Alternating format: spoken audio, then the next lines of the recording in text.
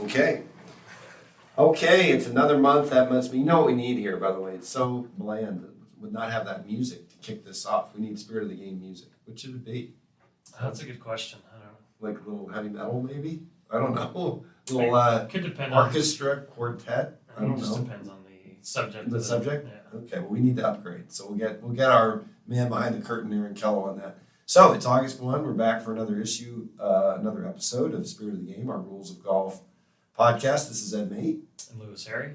And Lewis, if he's sounding a little bit tired, he's got a good reason. He is coming off of a pretty good run here. Congratulations on an amazing state amateur, the 87th running. Yeah. And a new champion. Just wrapped up yesterday. Yeah. New venue, everything. It was kind of an experimental championship a little bit for us. It was, of course, it just had been open for a little over a year. Never hosted an event to this size. Never played a state am to the yardage we played, as far as I know. I don't think we've ever played By the way, the venue was. Rain Dance National up in Windsor. Yeah. Fred Funk and Harrison Minshew Yeah. design. I don't think we've ever played a state amateur past 7,700 yards. I'd say probably not, probably because there's 4 courses that have that kind of yardage. Yeah, so Yeah. 7760 was our yardage for the championship, or roughly each day, about 7750, 7760. 4 under par 1. 4 under par 1, 11 over was the cut. As compared to last year, we're 24 under par 1 or something crazy. And even par was the cut last Yeah, year, so yeah. quite a difference. Well, those 2 years. what an amazing, it was great. I got up there just to see the very end, the last 9, and well done. Really, really well done. Tough walking course. It is. It's a property where it's not, and some people will argue differently. And I'm sure if you ask Fred and the Rain Dance people, they'll say differently, but I don't think it was a course meant for a walking championship in mind for what they're building. Right. But that said, it wasn't impossible, and we got it done. And A lot of shuttles, or a few shuttles anyway. a few shuttles and some spotters and some well-marked penalty areas. We kind of managed to help people get around in a decent amount of time. Yeah. Well, good job. Okay, so the topic for this month, the men's majors are in the books. So we thought we'd reflect on some high points, some things that occurred in those majors that stood out, excuse me, from a rules perspective. So the first one on our list is the Masters. We'll take these in order. And these are kind of like, oh yeah, I remember that. So interestingly enough, we have 4 rules to talk about, but only 2 players. So the first 2 involve Brooks Koepka, and that's from the Masters and the PGA. The last 2 involved Rory McIlroy, the U.S. Open and the Open Championship. So let's start with the Masters, way back in April. This was round 1, hole 15, and the brouhaha was involving the signaling potentially, or the at least appearance that that Brooks Koepka signaled to Gary Woodland that he hit a 5-iron into the 15th hole, which violates Rule 10.2a. Full disclosure, I did have to ask Lewis what numbers these rules are, because I don't know the numbers. I couldn't even tell you what Rule 1 is. I can tell you that, let's see, if you thought really hard, you could figure out what Rule 1 is. It's pretty easy. The game. Yeah, the game. Okay. The player and player conduct. Okay, so 10.2a, and certainly it appeared, is the old saying, avoid the appearance of evil, that he definitely signaled to Gary Woodland and or his caddy that he had a 5-iron. Why he would want to do that, I really is kind of, I doubt it, as highly competitive as Brooks Koepka is. Why would he want to help Gary Woodland? Some argue that this happens all the time. It's round 1. Hey, do me a favor. Kind of goes on. I'm sure it does. I'm sure there's a little bit of that going on. We're only human. But talk a little bit about why that rule exists, the reason for the rule, and how the committee ruled. Well, with the advice rule, it's kind of goes back to one of our key, I wouldn't say one of the principles of the rules, because it's included in there, but the game of golf is supposed to be a challenge that the player is doing by themselves. It's a challenging game, and it's something the players making strokes by themselves. They're expected to make, with the help of a caddy sometimes, with decisions by themselves and get around the golf course, with their own skill and ability. And the reason we have an advice rule is a player's only allowed so much outside help. And usually all that is encompassed from their caddy and their caddy alone. In partner forms of play, 4-ball and foursomes, maybe their partner or their partner's caddy is involved in that. As David Stabler likes to say, they're affiliates. But other than that, when you have advice, it's only supposed to come from one place. And players soliciting advice from other players or players giving advice to other players, the rules of golf are going to tell you that's not something that's going to be okay. Right. So with that advice rule, it's one of the rules that's what we call an intent-based rule. And there's a lot of rules in rules 1 through 25 that are intent-based rules. The player needs intent for there to be a breach or a penalty applied to that situation. And with advice, it really comes down to, and most of the time, I'll say it's most of the time we're talking about verbal advice. And sometimes in this case, it's a signal or something that you didn't necessarily say something. But most of the time, we're talking about verbal advice. It really comes down to the why. Mm-hmm. Why were you asking, or why were you telling, or why were you doing this? And that's really the basis of whether there's a breach or not. Right. Well, this is a topic that we've talked about a lot at among Rules Geeks. When we used to have our Rules Advisory Group that would meet annually to talk about situations that came up over the course of the year that were kind of worthy of some discussion, I had the standard line that I'll know it when I see it. As a spirit of the gamer, I'll know it when I see it. Is that advice? Because it is. It's very subjective, and it's a difficult one to decipher and adjudicate because it's hard to stare into the soul of somebody and see what their intent was. The physicality, a word I hate by the way, piece really does draw a distinctive line in the sand. And the example that always has stuck with me is the scenario where you and I are on the tee, and anything I glean through observation is okay, but if I do a physical act to gather information, then it's a problem. So we're on the tee and I stare into your bag and see the 5 irons missing, okay, but I stare into your bag, wonder what's missing, move a towel to see the full set of clubs, now I've got a problem. So that was one where the advice line is clearly crossed. I'll tell you what, we must be on the same wavelength today, because right before you started talking about that, the scenario I had in my head was about a towel laying on a bag, and a player going there and moving the towel to see what club is missing. So, well, and the similarity here to Brooks is it was a physical gesture. Right. It was a signaling with the hand to another player. So anyway, ultimately, the Masters decided no penalty. Brooks went on to finish tied for second. Again, the appearance on the other part of that's always a problem is when you look at something on television, you often are getting, a skewed angle. You don't know. Maybe he was signaling they have spotters out there working for television, and they have I've been inside the ropes to see that go on, and the players and caddies signal to the spotters. Maybe he was signaling to the spotter, and it just so happened that long view of the camera, who knows? But I think it's easy to jump to conclusions, and we'll see later when we get through this. There was a lot of jump. That's one of the things about being, broadcast on TV. You see a lot of people making interpretations that aren't always accurate. No. All right, so let's move on to the PGA. Also held at Oak Hill.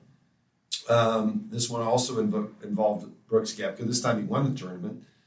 By the way, pretty amazing when you think about Brooks Koepka. I mean, this is a guy that we thought was done. Maybe he cashed in, and boy, I'd say he's got a lot more gas in the tank. So as fans of golf, whether you like him or not, he was a big part of the majors this year for sure. But this one was final round, hole 6.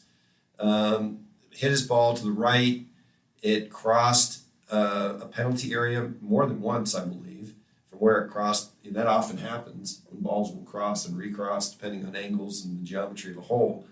And it led to a discussion about where did the ball, Rule 17.1, there again, it sounded like Lewis here, quoting rule numbers, but that's the rule that tells us how to proceed when you hit your ball into a penalty area. So this is worthy of some discussion in my view, because it's just such an often violated rule. And like the one we just talked about, there's a lot of subjectivity of where did that last cross. And I think it's, in this case, it could have been a real train wreck hole for him.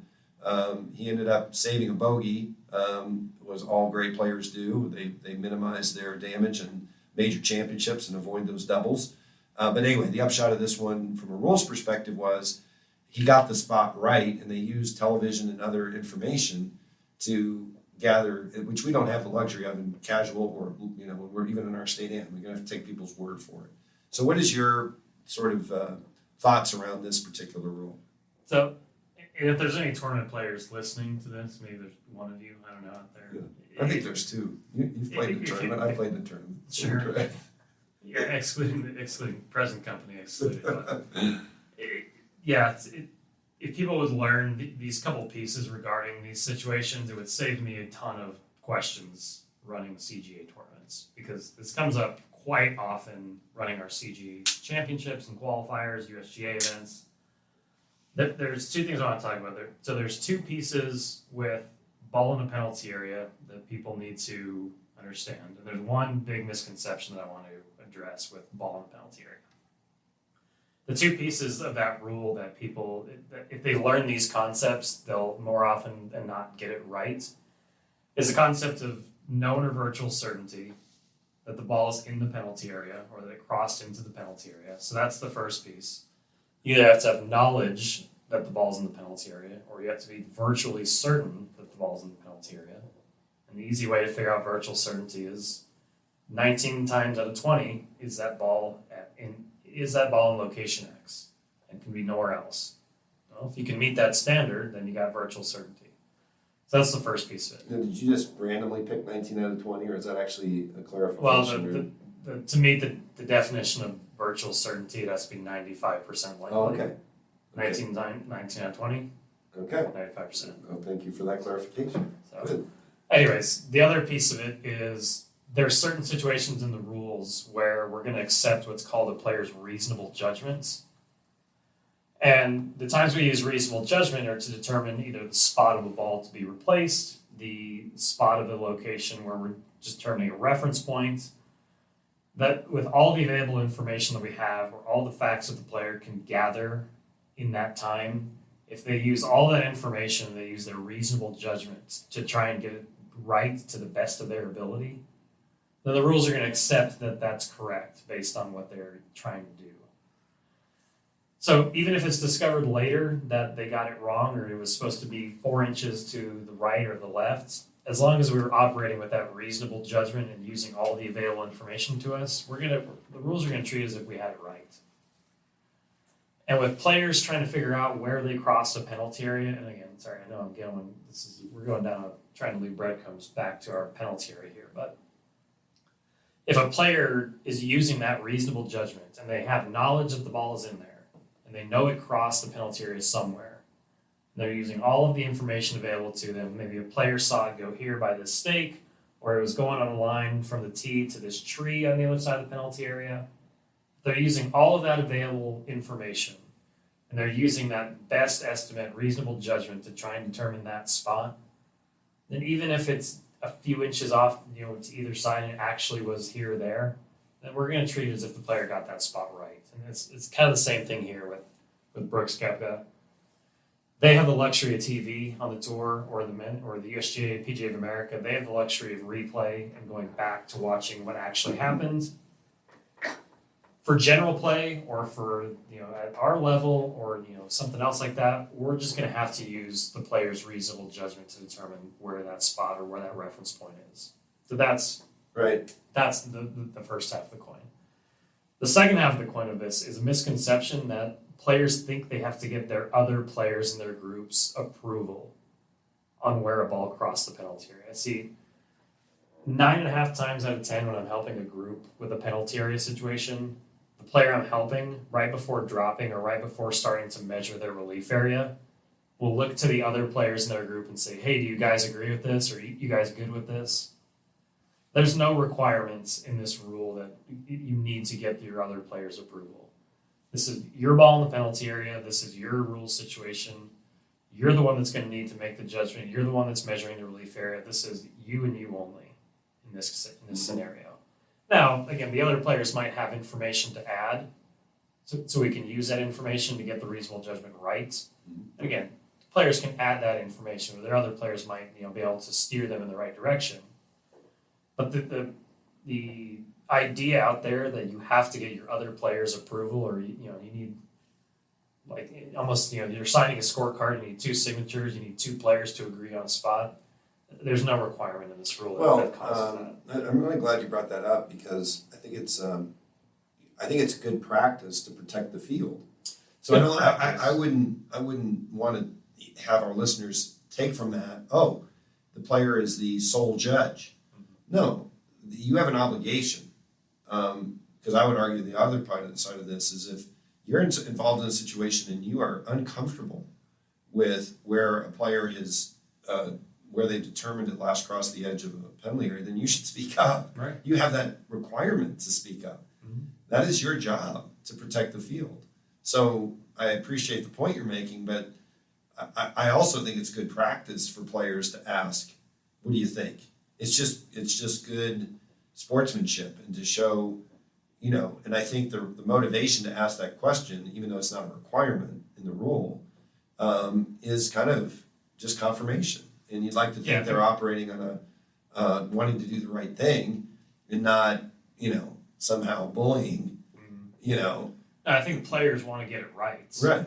I think when they're out there, they're and especially on the PGA Tour or at the level of where we're talking about with major championships, when there's cameras on and the world is watching, players really want to get it right, and that's why 10 out of 10 times when you see on tour in the majors, they call an official over. They have a referee come watch them do this procedure.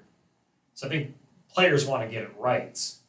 I just think that there's some people that have the point I'm trying to make across is that there's some people that just will refuse to move forward with the relief scenario until they can confirm what they're playing. The bottom line is this is an often violated rule. The truth is players are not 100% honest. They're trying to gain an advantage. It's meaningful distance. It's basically coming down to saving a stroke, particularly at the highest level, where it could be a level lie, it could be in the general area versus a bunker. There's all kinds of reasons why people will, not be 100% honest. So, all right, let's move on because this next one we want to talk about, devote maybe the lion's share of our time to. This is the U.S. Open, and boy, this one is full of layers that we could talk about for probably an entire podcast. But we're gonna compress it into a fairly concise discussion. So this was Rory McIlroy. The last 2 involve Rory.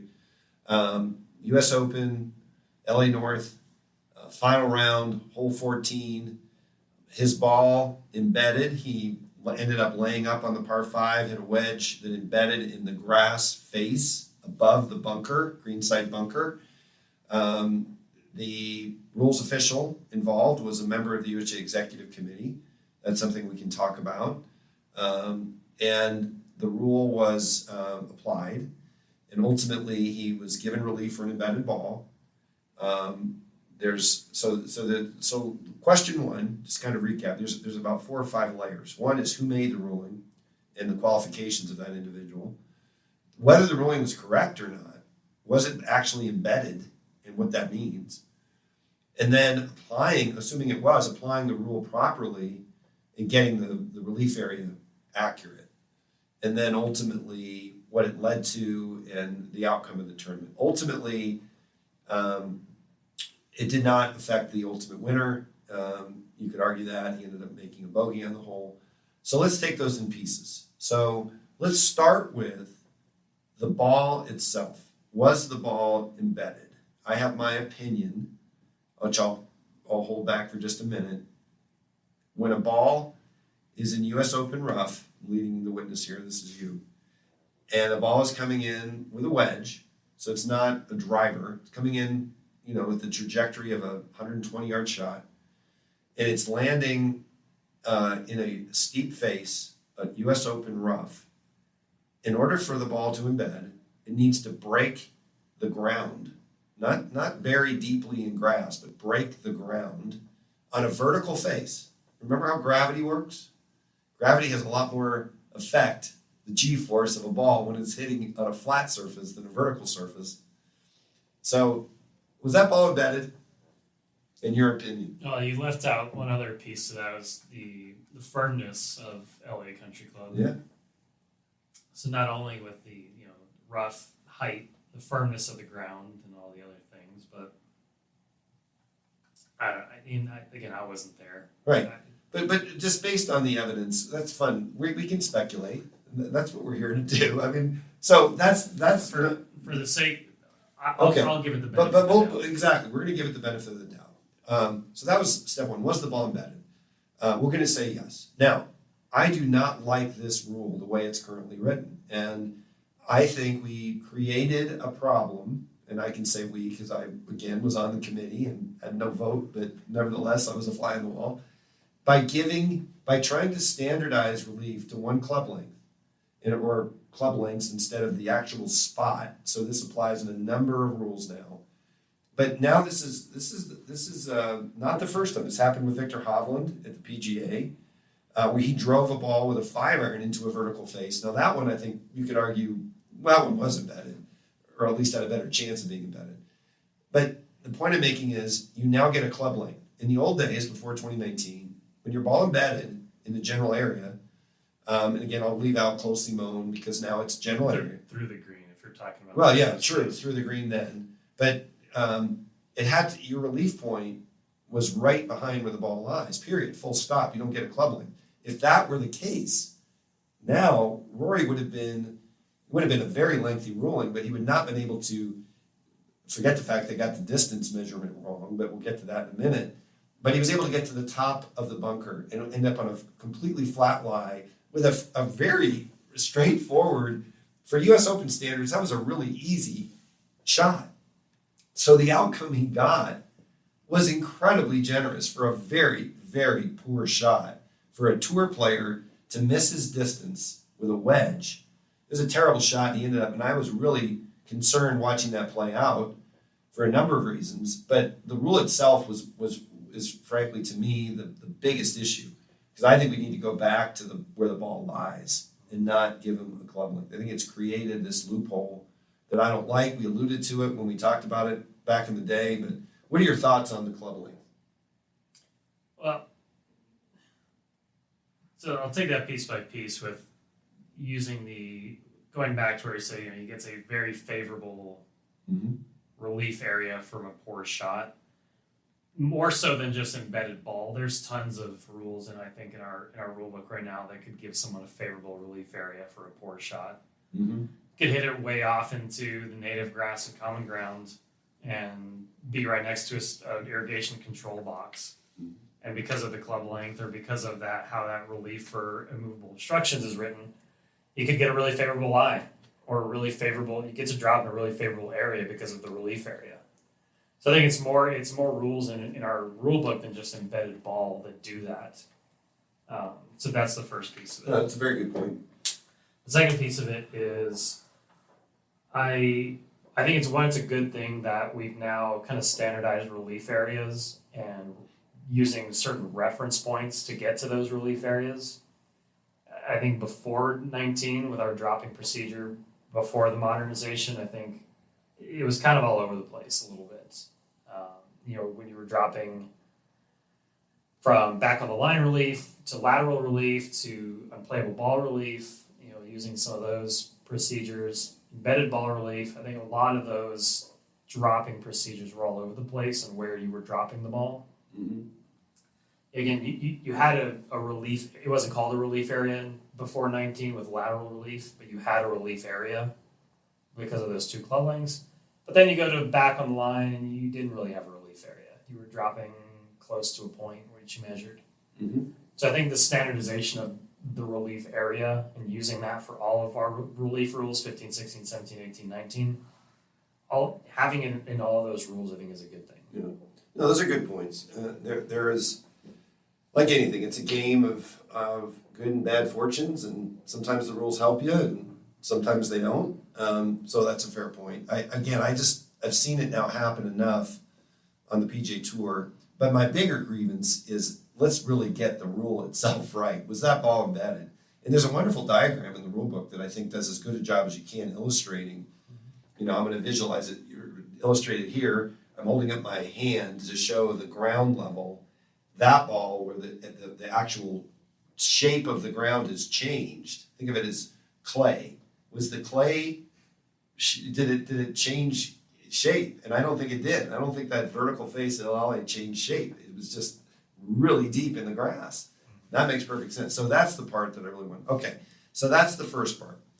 Now let's talk about who made the ruling. So as I'm watching that, and I said this when it happened, I said, if I were her, Craig Winter came on and said, this is so-and-so, member of the USGA Executive Committee, I would have called for a backup.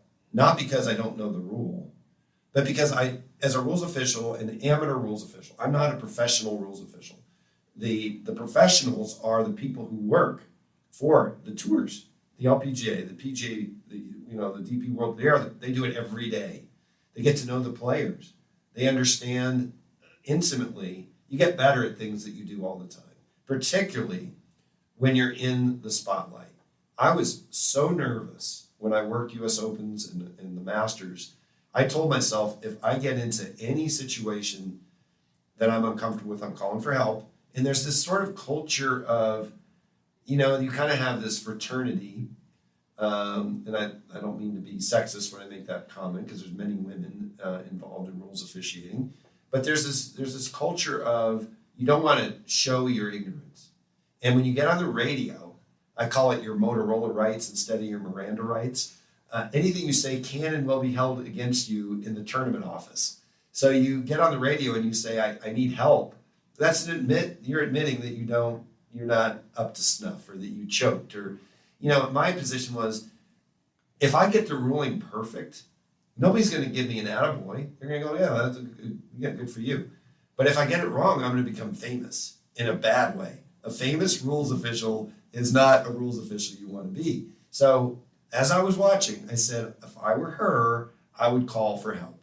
Not because I couldn't get the ruling right, but because you never know. And you get in that situation, it's pressure packed. You're talking about the US Open. You're talking about the last few holes. You're talking about the greatest player in the world, probably of his generation, Rory McIlroy. And you're going to get in there, and why take that chance?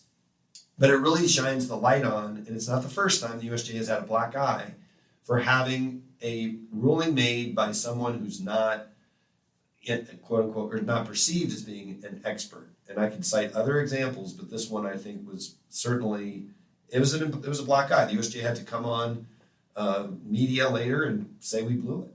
And I just think that's unfortunate and could have been avoided. Well, it's a lot of good thoughts to put in my head as I'm preparing to work for the U.S. Amateur for the next couple of weeks. So it's a good night, or a good thing to put in the back of my head there. So, again, even if you go back to where you're saying, even if you know the rule 100%, embedded ball is a pretty simple relief procedure. Right. The reference point is it's easy to find. It's become easier to find even in the last couple of years, Right. especially with the 2023 changes. The reference point is easy to find. Well, once you know the reference point, you're just measuring a relief area and having the player drop, and then you're just getting into the drop procedures. Okay, so now let's get into the mistake that was made. So indeed, this rules official made a mistake. And I was curious, we did this exact scenario on one of our rules videos out of Common Ground. And the timing was actually really good. I think that video came out. Right, but here's something really interesting. If you really, really, really want to split hairs, I used my driver in that situation. So we'll get to that. So the mistake that was made is you ignore the vertical distance because this ball embedded. You don't ignore the vertical distance. This ball embedded on a vertical face. The measuring that was done erroneously was done directly above where the ball embedded at the top of the bunker face, which was, I think it said 18 inches, which allowed that 18 inches more of flat land at the top for Rory to take a better stance and get a more favorable relief area. And I understand kind of a blending of, because when your ball embeds in a tree, your relief area, you ignore that vertical distance. Well, I would say it doesn't embed. No, I'm sorry. When your ball is my bad. When your ball is unplayable in a tree, and this is where I think the rules official their headspace was. I may be wrong, but this is the kind of mistake that you can make under pressure. So you're thinking, well, we just ignore that vertical distance. The reference point when your ball is unplayable in a tree is on the ground directly below. So that 10 feet or whatever it may be is ignored. You don't start measuring from the branch of the tree and get your two club lengths, which may not even reach the ground. You go to the ground. So it's almost like, in this situation, it's the opposite. We're going to go elevate, and the reference point is now, so we're going to ignore that vertical distance. That's not the case here. So that was the mistake that was made, was the measuring was not being done on the vertical face. So maybe you can clean up anything I might have misspoken about there. No, I think you covered it. I also believe in the USGA's statement when they came out and, kind of the admission that, this was wrong or something. I forget what Thomas had the whole statement. I forget what he says, but in part of that statement, I think he did say that the ball did end up eventually in the right relief area. Mm-hmm. It's just that measurements appeared to be done incorrectly. Right. So and it goes back to another video we've done in the past with Technical Tom and Casual Carl. Yeah. With the measurements of relief areas. Yeah. There was a little bit of Casual Carl possibly in that. Yeah, a little bit. Well, a couple things on that. One, I would, all respect to Thomas, I don't know. We'd have to go out there and really dig in and study the geometry, the slopes, etc. My gut tells me that he gained an advantage. And the advantage was not necessarily the lie of his ball, but his stance. Because I think he would have been likely standing on that face. Ultimately, he had a horrible chip and didn't matter. I mean, he didn't take advantage at all. He still made a bogey at a very costly time in the tournament. The point I was going to make about the video we did, and I'm saying this in a self-deprecating way, because I absolutely, I'm not saying I would have made that mistake that was made, but there's a higher probability that somebody who doesn't do that every day and is a little bit uncomfortable, and you don't do things when you're nervous. And if you're not nervous in that situation, then you're not human. You know the camera's on. You know this is the championship coming to an end. You know she was nervous when she made that ruling. And she's not, then I'm sorry. That's not. So when you're nervous, you're going to probably not perform at your highest and your best. So by going back to our video, when I measured, excuse me, when I measured with the driver, I actually had the driver head, go back and look at it, because I was holding myself to the same standard, turned, so I was measuring from the toe of the driver, not the shaft. So I gave myself an additional 3 or 4 inches, whatever the width of a driver head is, of incorrectness. Because I should have had the shaft down there. It's a straight line. It's not a club like this is not the shape of a club. It's the actual shaft, right? So even in our video, I got it wrong. It just gained a little bit. And it's funny how your instincts just kind of... I would say you still got the ball in the right relief area, though, in the video. I think we could go out there and scrutinize it. I don't know. But my point is, even that, and you really start to split hairs. I was just being fair. I probably got it wrong as well. And you got it wrong because you were the official giving me the ruling. So let's be fair to the USGA and say that, hey, a lot less consequence with our little rules video. But our afternoon at Common Ground was not the U.S. Open. No, and, true. And you're not Rory. So to kind of put a bow on this one, I think the real overarching question and it's really timely because you look at what's going on in professional golf, men's professional golf, and you've got this stark delineation. It seems to be getting starker and starker, if that's a word, between the PGA Tour week in, week out events and the majors. So you have golf, professional men's golf, and you have the PGA Tour. You have obviously all kinds of craziness going on there, but then you have the majors, and the majors do not administer the rules the same way the PGA Tour does week in and week out. And what I'm saying is they do it better week in and week out because they get really good at it. And I have all the respect in the world for the men and women who are professional rules officials. And we happen to have a couple former CJ staff members in those roles. So it begs the question, what should be the bedside manner for the majors? and I've seen it, you had a little bit difference. The USGA used to have officials walking with the groups. This is a little bit of a throwback, but in early 90s, very notably, Trey Holland, who was one of the best rules people I've ever known, who was then president of the USGA, or soon to be, gave Ernie Els relief at Oakmont from a television crane that was, the status of that television crane was a temporary movable, a TIO, up until the last group. And then after the last group, it became movable. It's kind of a weird little tweener. So Trey Holland gave Ernie Els relief for this TIO, and later it became known that that was not the correct ruling because he got out of jail. I mean, it was a terrible US Open rough line, he got out of jail. So what stood out was he ended up going on to win the tournament, huge break. And Frank Hannigan, who was then working for Golf Digest and did some commentating for NBC, absolutely ripped the USGA on having amateurs make rulings in the majors, and it was time to turn it over to the professionals. Well, Frank Hannigan was a former USGA executive committee member, and he was their executive director. So this is not new. This is an ongoing challenge. So it'll be interesting to see if this changes the way the USGA chooses to officiate. To me, that's really the takeaway here. At least for the Open Championships. Yeah. All right. Anything else on that one before we move on to our final?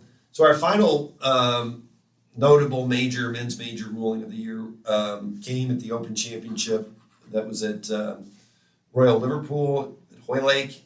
Again, Rory McIlroy, hole 18, round 1, hit it in the greenside bunker, and again, avoid the appearance of evil. Twitter lit up when it appeared as if his caddy might have been in a position where he was in the, we'll call it the violation zone, violating Rule 10.2b4. Did I get that right?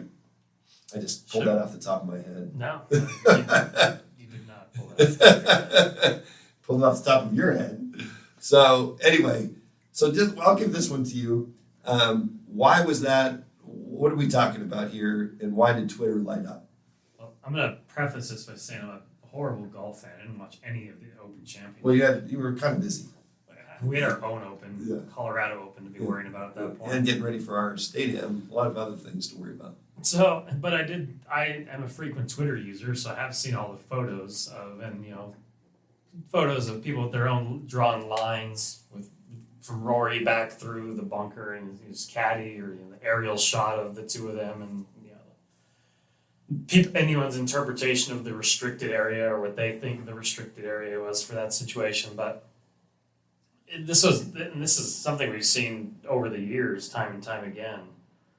In 19, when the rules modernized with this rule, it's kind of a big reaction from the LPGA Tour with the issue they've had with the restricted zone, with players and caddies standing behind while making a stroke.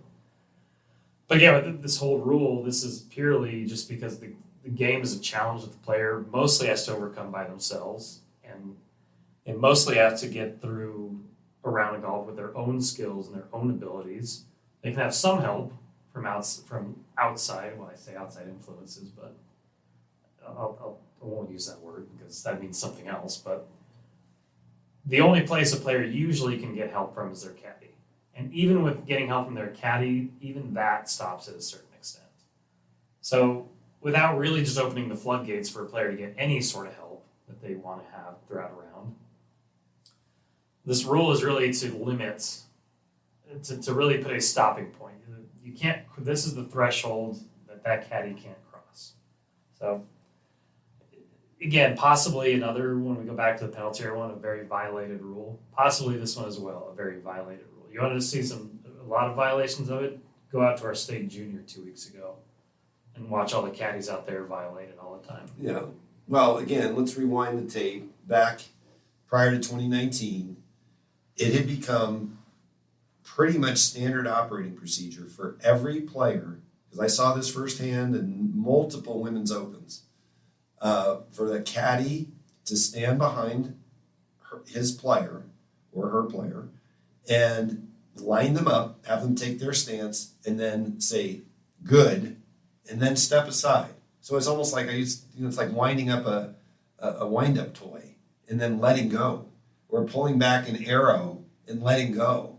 It just really looked awful, and it really violated this principle. Is, come on, isn't that the golfer's responsibility? It's kind of like green reading material. There is this theme of there should be some skill involved in this, and it shouldn't just be, wind it up or look at the heat map. And so And really, as we just passed out 80 Yeah. green material books at our state am that have heat maps. In yeah, I noticed some of the players looking at them, so I guess they like them. We'll leave that for another time. But the point is, it worked. We eliminated that behavior. It's gone. You don't see it anymore. But there's still this residual in the language, which is kind of a gotcha. And in my opinion, and I didn't go out and look at Twitter, I just glanced at a couple articles. I promise you that any location of Caddy and Rory was coincidental, was not for the purpose of lining him up.